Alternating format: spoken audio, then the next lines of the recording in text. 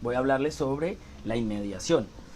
El principio general de la prueba, que se llama inmediación, es un principio rector fundamental en lo que es el sistema penal acusatorio. ¿Por qué? Resulta que este principio trata de que el juez debe tener contacto directo con cada una de las pruebas y de lo que suceda durante esa audiencia de juicio oral para poder garantizar que efectivamente se va a dictar un fallo adecuado una vez terminado el proceso, una vez analizadas esas pruebas. Lo encontramos en el artículo 16 de la ley 906 del 2004. Para que se garantice ese fallo se deben cumplir 5 elementos básicos o esenciales de los cuales el juez debe conocer durante esa audiencia para poder, como ya lo dije, garantizar ese fallo pues ideal y un fallo responsable por parte del juez que haya asistido a la audiencia. El primero sería, el juez debe estar en contacto permanente con las partes, tanto la parte demandante o demandada, o en el caso penal, la parte acusatoria, que sería el ente acusador, la fiscalía en este caso, y pues el acusado. La segunda parte sería que el juez debe tener contacto directo con las pruebas. Tiene que ver presencialmente, que es una de las características que ya las voy a mencionar, tiene que ver presencialmente el debate entre las pruebas que presenta cada parte. La otra parte sería los peritos. Él debe también estar presente en las declaraciones de los peritos. Y otro de los elementos es los testigos. Tiene que hacer parte directa de esos testigos. Tiene que estar escuchando esos testigos. Y tiene que estar pendiente de todas las situaciones ya en general. El último elemento es en general de lo que hace parte de ese juicio, de cada una de las cosas que sucedan dentro de esa audiencia. Entonces, vemos que lo plantea el artículo 16 de la ley 906.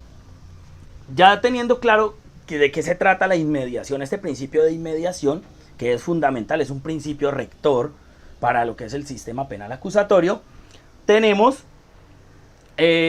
como ejemplo, mirando el caso Colmenares. ¿Qué pasa con el caso Colmenares? Se empieza el caso, se archiva, después de un año lo reactivan y empieza esta contradicción de pruebas y alteración, testigos falsos, cosas pues que se vinieron presentando durante el transcurso, que le permite al juez llegar a una decisión objetiva que estuvo presente desde el inicio de la reapertura del caso y pues eso le permitió dar una razón objetiva. ¿Por qué? Porque uno de los casos, por mencionar una prueba que hubo, se hace la primera necropsia y sale un dictamen. Tiene una fractura en la cabeza. Cuando se revive este caso, se hace otra necropsia y ya encuentran que hay otro tipo de fracturas que no se mencionaron en la primera necropsia, pero resulta que ese juez, al estar pendiente desde el inicio, pudo dilucidar con la argumentación de la contraparte, o sea, de la defensa de las dos acusadas en ese entonces, Jessy Quintero y Laura Moreno, pudo argumentar el juez que efectivamente hubo una alteración en la segunda necropsia. Entonces esto le permite al juez garantizar que va a haber un fallo pues en cierta parte, en cierto modo pues adecuado.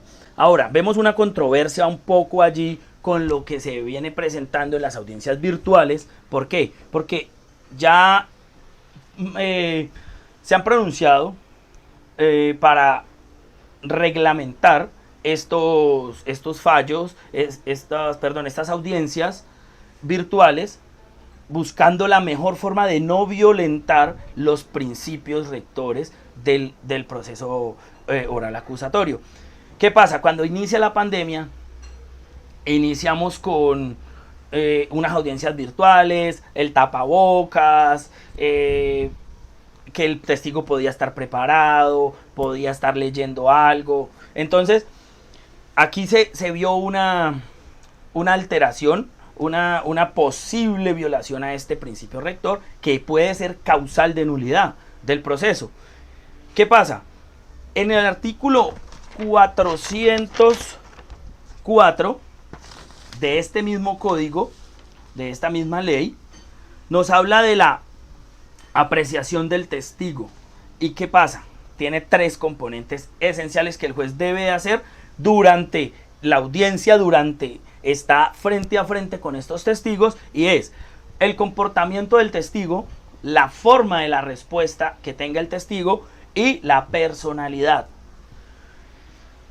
Habla este artículo sobre estos 3 puntos. Hay otros por ahí para mencionar, pero es especialmente en esos 3 puntos que el juez debe estar presente. Cómo se expresa, qué gestos tiene, cómo responde las preguntas, cómo actúa.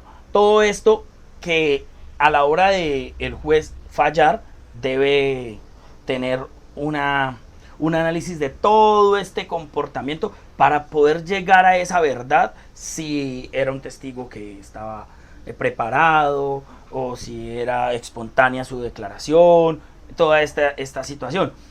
Entonces, con la virtualidad se ha acabado un poco eso, porque pues realmente es casi imposible que el juez, por un medio tecnológico como este que estoy utilizando yo, pueda llegar a mirar si la persona está nerviosa, si la persona se le nota de una actitud diferente.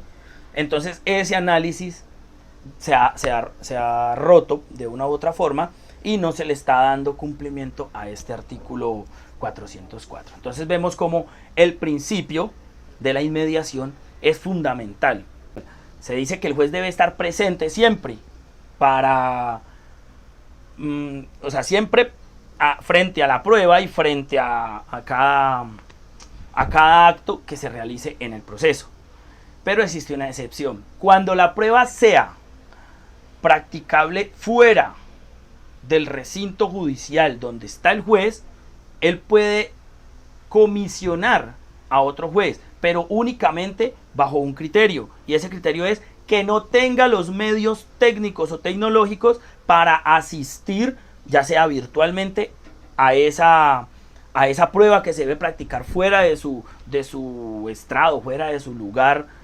Entonces él puede comisionar a otro juez y que practique esa prueba, pero debe estar siempre al tanto de todo lo que sucede. Entonces es como la única excepción que se tiene en ese principio. Bueno, no siendo más, le damos fin a ese tema. Espero les haya quedado claro. Por favor, déjenme allí cualquier duda.